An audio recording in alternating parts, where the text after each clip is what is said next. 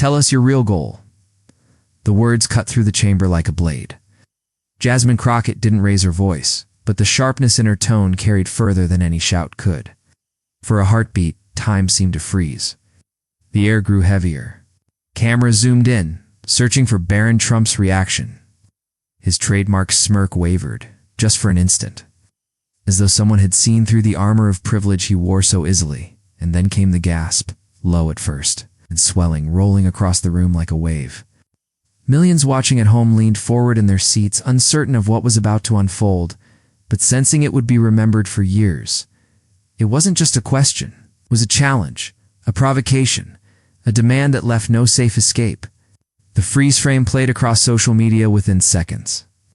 The clip of Crockett's piercing eyes locking onto Barron's faltering composure was already looping, already being dissected, already igniting hashtags that spread like wildfire. And yet, as powerful as that single moment was, it was only the spark.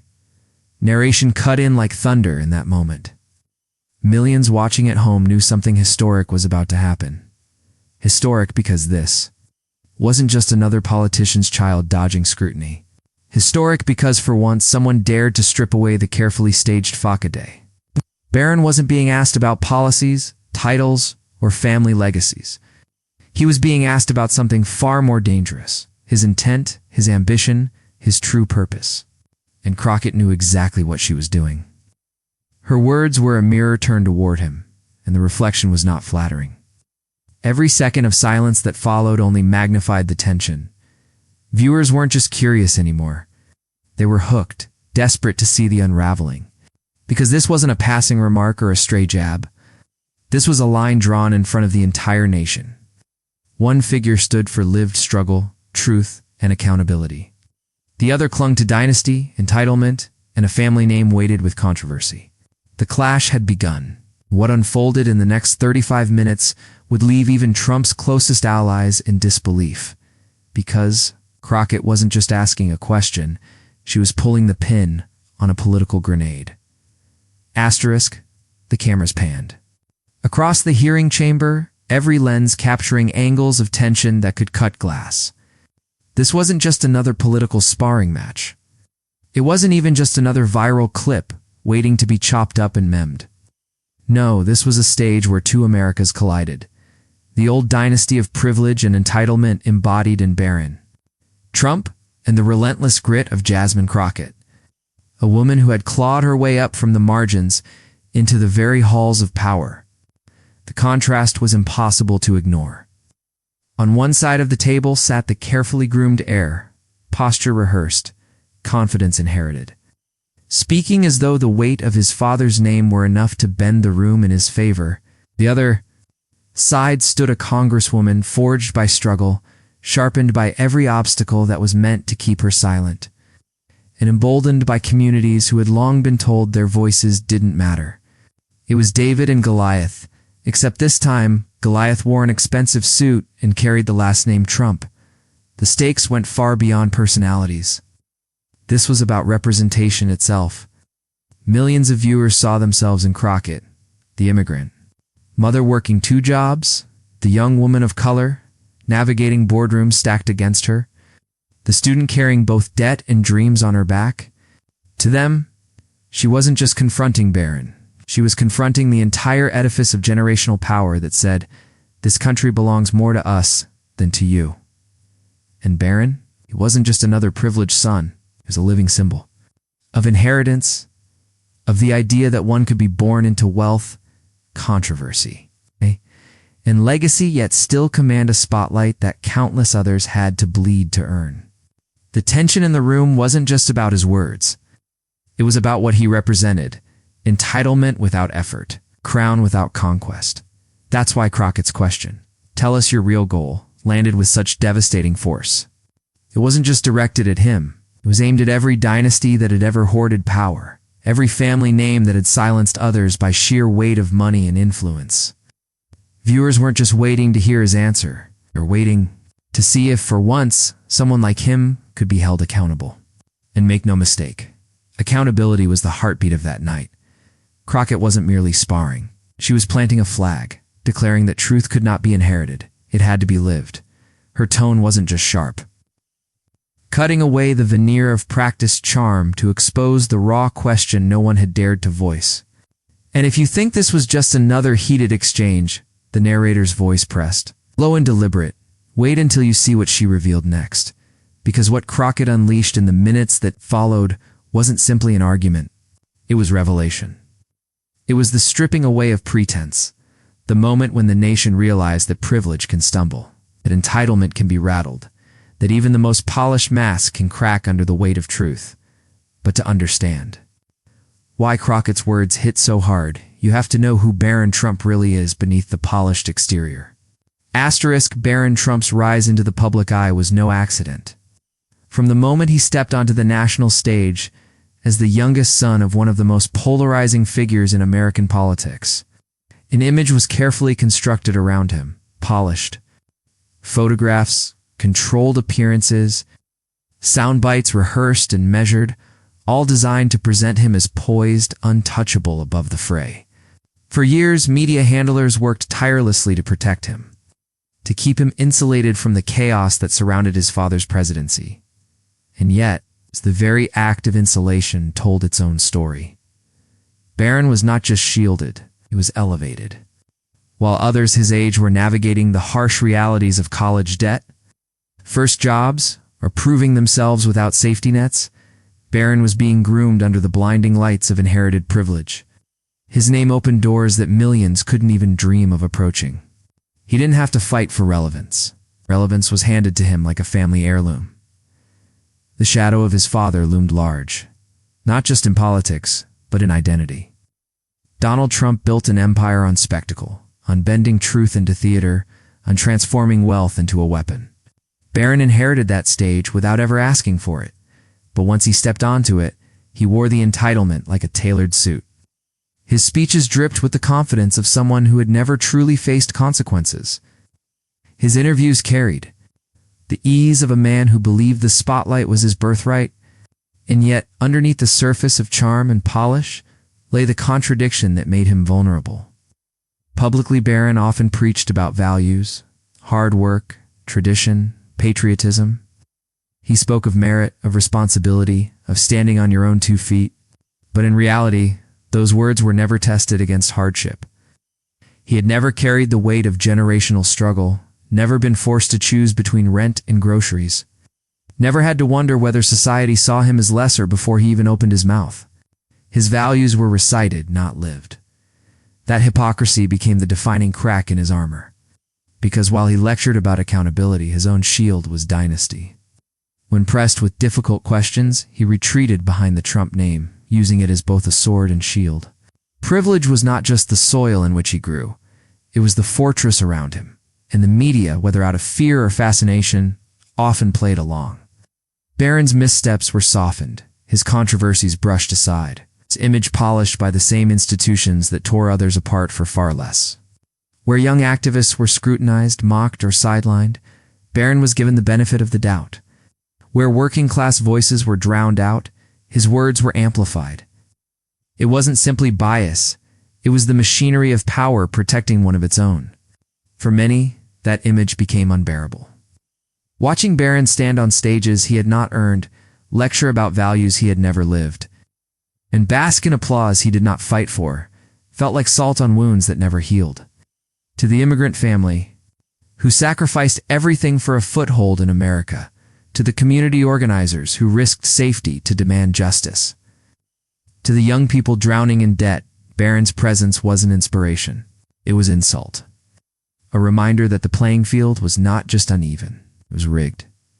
That is why Jasmine Crockett's confrontation carried such weight. When she leaned in and asked, "Tell us your real goal," it wasn't merely curiosity. It was the nation's frustration condensed into one sharp demand. What did Barron Trump truly want? To carry his father's torch? To inherit not just the wealth, but the influence, the arrogance, the untouchable legacy? Or was his goal something more sinister, to expand that dynasty into yet another generation of unearned dominance? Asterisk in that moment, the polished exterior cracked. The smirk faltered. The entitlement that had always protected him seemed suddenly fragile under the force of authenticity. For perhaps the first time, Barron Trump wasn't being applauded or protected. He was being challenged, not by an insider of his world, not by another heir to power, but by a woman who had built everything she had with nothing but determination, resilience, and truth. And yet, Barron had no idea that Crockett had been preparing her entire life for this moment. Long before her name echoed through the halls of Congress, long before millions knew her as the fiery voice unafraid to confront privilege head-on, Jasmine Crockett was simply a young woman growing up in a world that told her no more often than it ever told her yes. She was not born into luxury. There were no silver spoons, no dynasties, no empires waiting to be inherited. What she had was grit and a deep, unshakable awareness that if she wanted a seat at the table, she would have to build the chair herself. Her roots were planted firmly in the soil of community service. From an early age, Crockett saw firsthand the struggles of families who worked endlessly and still came up short. She watched neighbors juggle multiple jobs just to put food on the table. She saw mothers stretch dollars and children grow up too fast because responsibility landed on their shoulders before childhood had even ended. This wasn't a story of privilege. It was a story of survival. And Crockett understood it because she lived it. And yet survival was only the beginning. The barriers she faced went beyond economics. She knew the sting of racism that questioned her place in classrooms, the condescension of sexism that sought to shrink her voice, in the invisible but heavy hand of a system that doubted her worth before she even opened her mouth. These were not abstract challenges. They were daily battles. The teacher who underestimated her intelligence, the employer who dismissed her capability, the politician who acted as if her community's pain was background noise. Every slight, every denial, every locked door became another brick in the foundation of her resolve, where some might have bent under that weight. Crockett forged herself in it. She turned pain into purpose, exclusion into determination. She realized early that no one was coming to save her community. If change was going to happen, it would have to be demanded, fought for, and claimed by those who had been told to wait patiently for generations. That's what led her to grassroots activism. Not as a career move, not as a stepping stone, but as a necessity. She organized, she marched, she fought against injustices that most people in power would rather pretend didn't exist.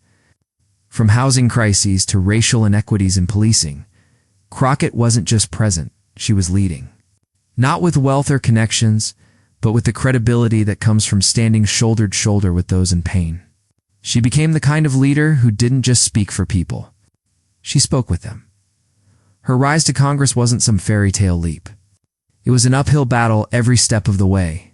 Opponents tried to paint her as too loud, too radical, too confrontational. Donors looked the other way. Media underestimated her chances. And skeptics whispered that the system would never allow someone like her to break through. But Crockett didn't climb the ladder of privilege. She broke the rungs and built her own. With every campaign speech, every grassroots rally, every late-night strategizing with volunteers who believed as fiercely as she did, she inched closer to the impossible until impossible became reality when she took her seat as a congresswoman. It wasn't just her victory. It was a collective one.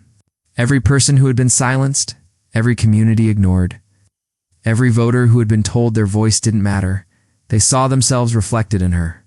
She didn't arrive in Congress as someone who had been chosen by elites. She arrived as someone who had been chosen by the people, sharpened by their struggles, elevated by their trust at her core. Crockett carried one unshakable belief, that truth must always be louder than arrogance. She had seen what arrogance looked like, leaders who dismissed suffering, dynasties that believed birthright equaled wisdom, politicians who cloaked corruption in rhetoric. She knew arrogance well because she had faced it down countless times. And she also knew the antidote, a truth spoken plainly, courageously, without apology.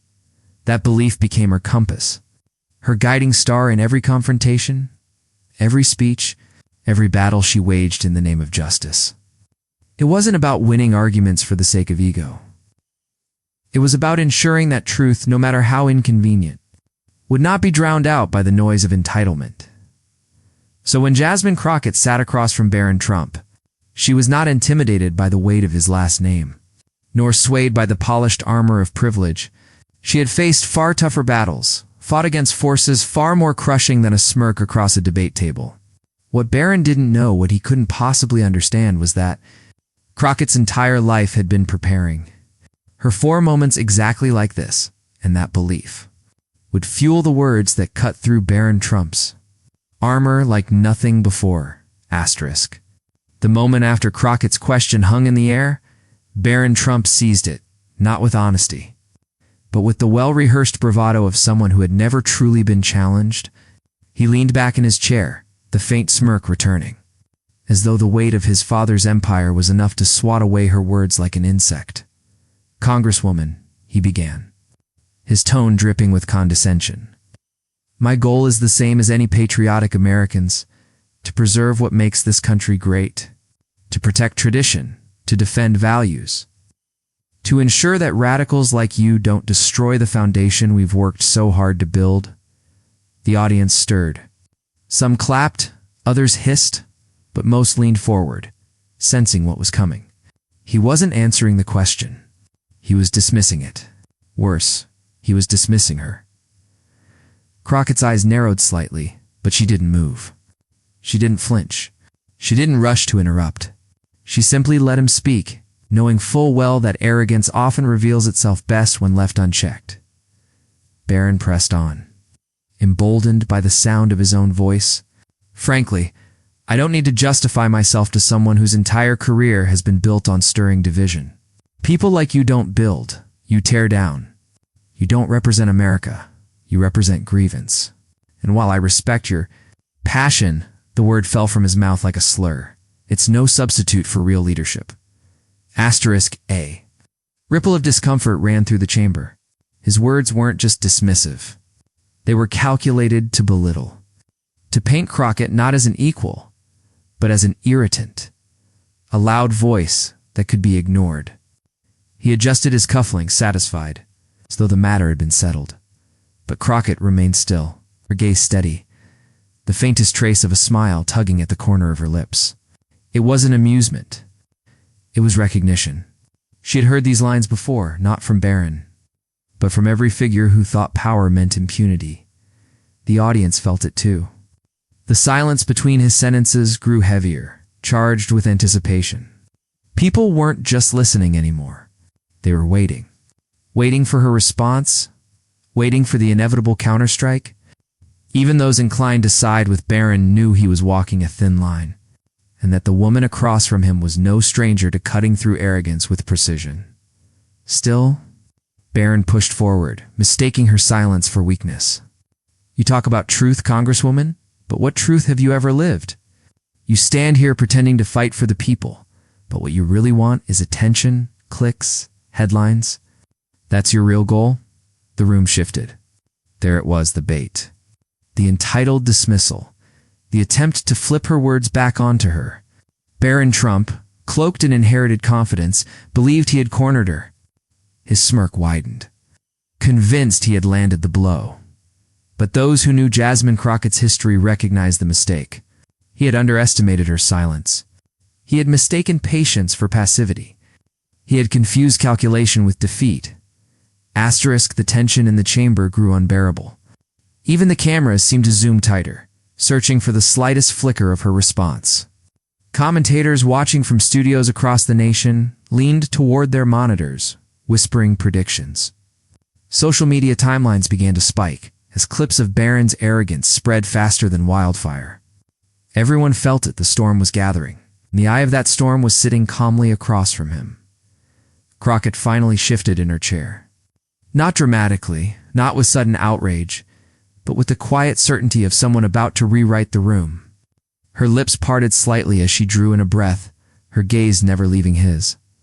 The audience, restless moments before, fell into absolute silence. Even Barron's smirk faltered again, if only for a heartbeat, as he realized her silence had been strategy, not surrender, and then it happened. But when Crockett finally opened her mouth, the entire room went silent. The silence was thick. Cameras zoomed in on Crockett's face, every viewer at home sensing the moment that was about to unfold. Her eyes stayed locked on Barron Trump, not with anger, not even with disdain, but with the unshakable focus of someone who had been waiting her entire life for this stage. She leaned forward, voice steady, calm, yet sharpened like a blade. "Tell us your real goal." The words cut through the chamber like a thunderclap. Not shouted, not theatrical, but surgical, precise, dangerous. The crowd reacted immediately. Gasps, murmurs, a ripple moving through the audience like electricity through a live wire. Even the judges shifted in their seats, uncomfortable, suddenly aware that the evening had transformed. This was no longer a polite exchange. This was a reckoning. Barron's smirk faltered again, his eyes darting briefly as though searching for the right comeback. But Crockett wasn't done. She pressed forward, her tone unwavering, every syllable carrying the weight of lived struggle and hard-earned truth. "You stand here, cloaked in the shadow of your father's empire, pretending that your words are your own? You talk about protecting America, but what you're protecting is your family's dynasty. You speak about values, but you live behind walls built on privilege, walls you've never had to climb." Gasps deepened. One man in the back shouted, "That's right," and the crowd's unease turned into a mix of murmured approval and restless applause.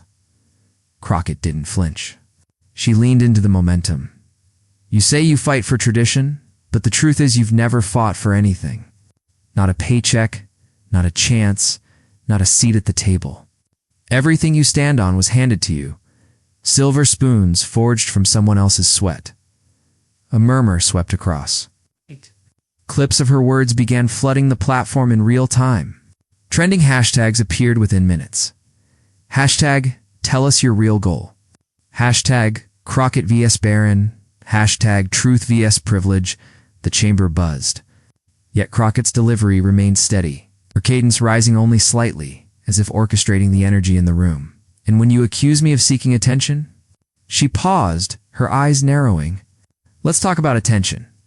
You've lived in the spotlight since birth, not for what you've achieved, but for the name you carry. Attention has been your inheritance.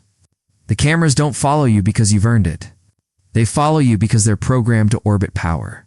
But here's the thing." She leaned in closer. "Power without purpose is hollow, and hollow power crumbles when truth knocks." The audience erupted. Some cheered, others clapped. A few booed, but no one was silent anymore. Barron shifted in his chair, tugging at his cufflinks again, his rehearsed composure beginning to fracture. His lips parted as if to respond, but Crockett spoke right over him, refusing to cede ground. "You talk about leadership, Barron. Leadership is not inherited. Leadership is forged in fire, in sacrifice, in resilience, in service.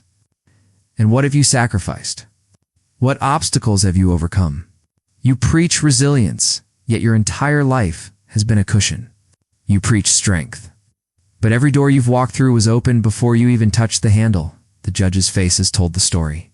One leaned back, arms crossed, trying not to reveal discomfort. Another scribbled notes furiously, as if history was unfolding in front of them. Crockett stood now, her voice rising, her words landing like hammer strikes. Asterisk, tell us your real goal. Because it's not America you want to serve, it's your family name you want to preserve. You don't want equality, you want entitlement.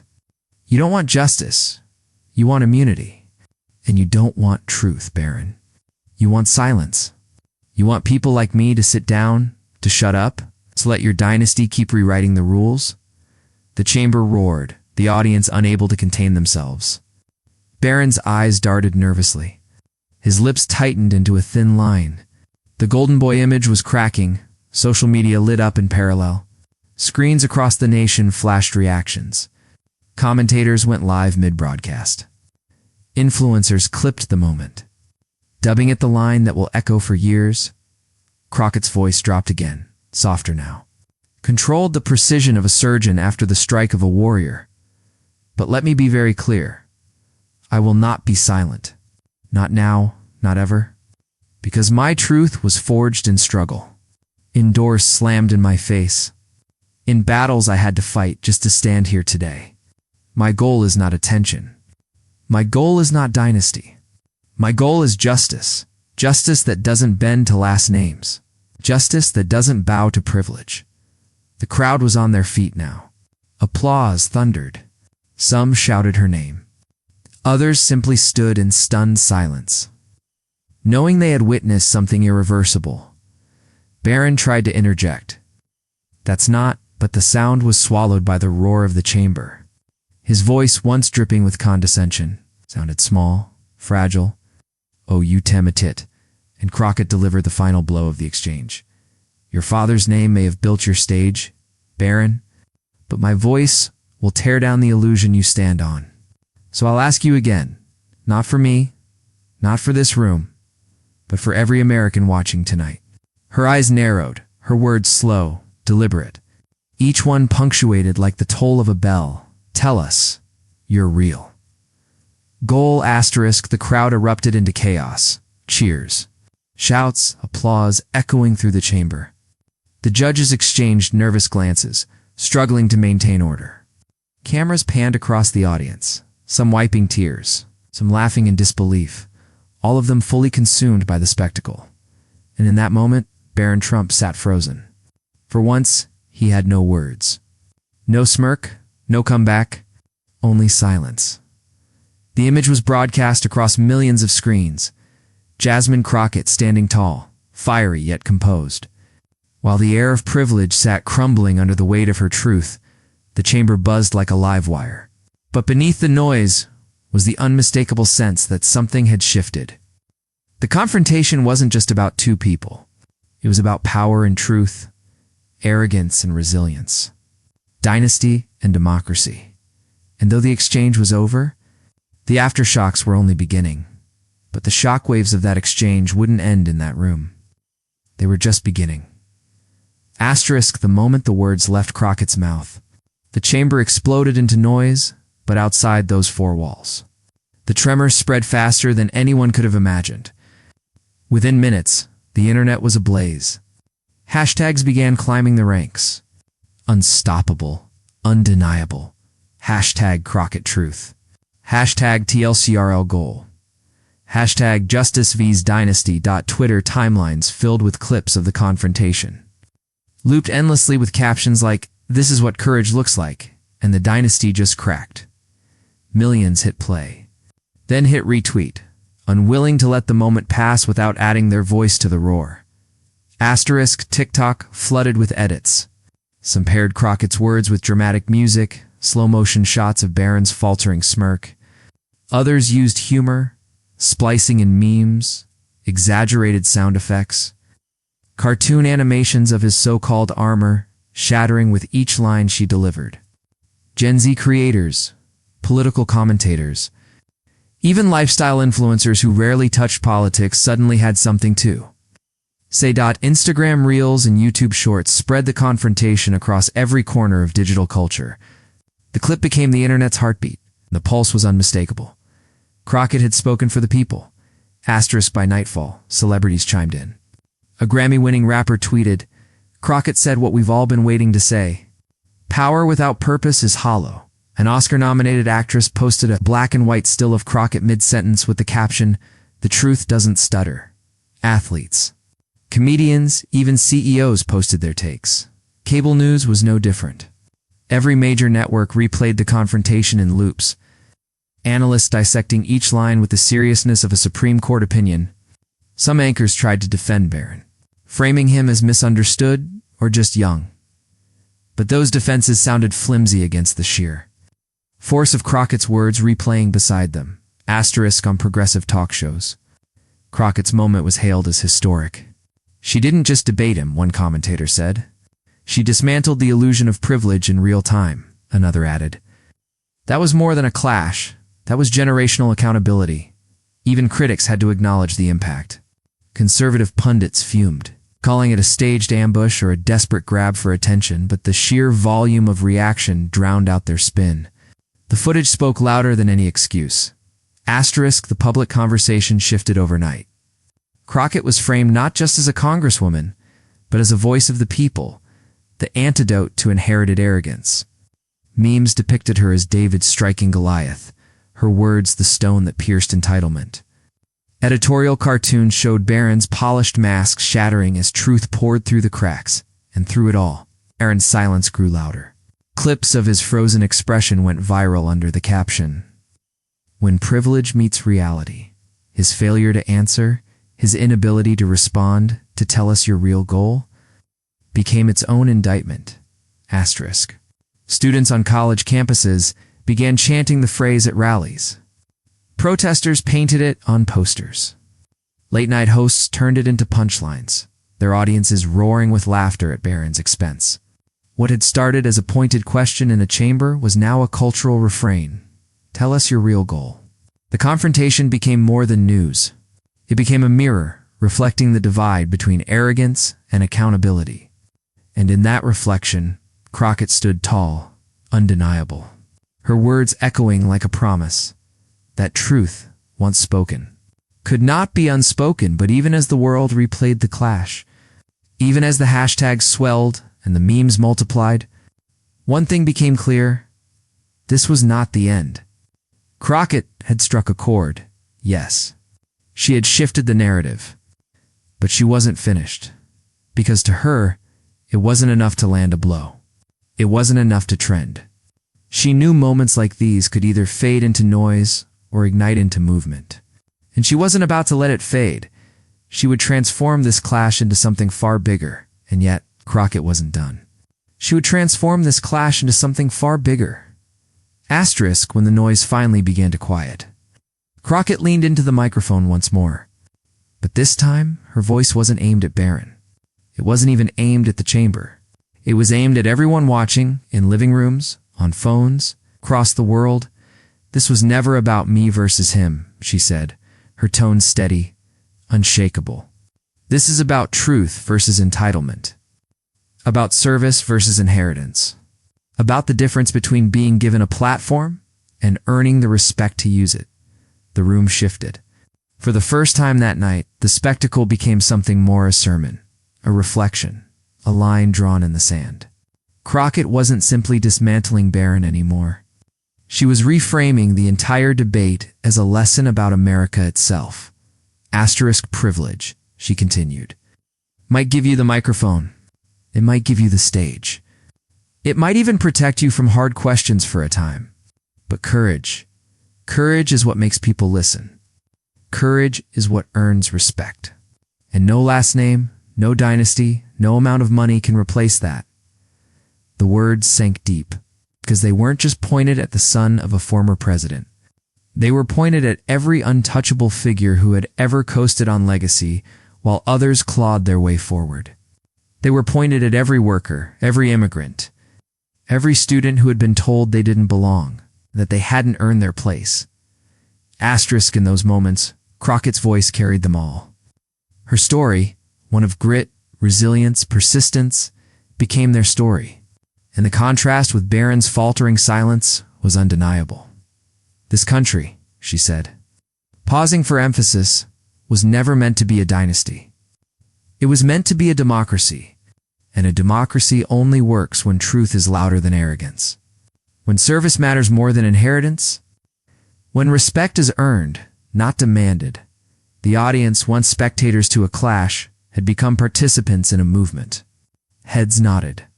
Applause broke through, tentative at first, then swelling. Not the applause of partisanship, but of recognition. The recognition that they had just witnessed something elemental. On social media, the quotes crystallized instantly. Privilege may give you a platform, but only courage earns you respect. It was more than a line. It was a credo, a call to action. A banner for anyone who believed dignity mattered more than dynasty. Asterisk, and in that chamber, Crockett didn't stand as a politician. She stood as a messenger reminding America of its own promise, that no matter how gilded the throne, no matter how powerful the dynasty, the truest power still belongs to the people. Barron, silent now, represented the fragility of inherited power when confronted with conviction. Crockett, unwavering, embodied the strength of truth spoken without fear. Her voice softened. But the message only grew stronger. If you take anything from this moment, she said, let it be this. Your worth is not your last name.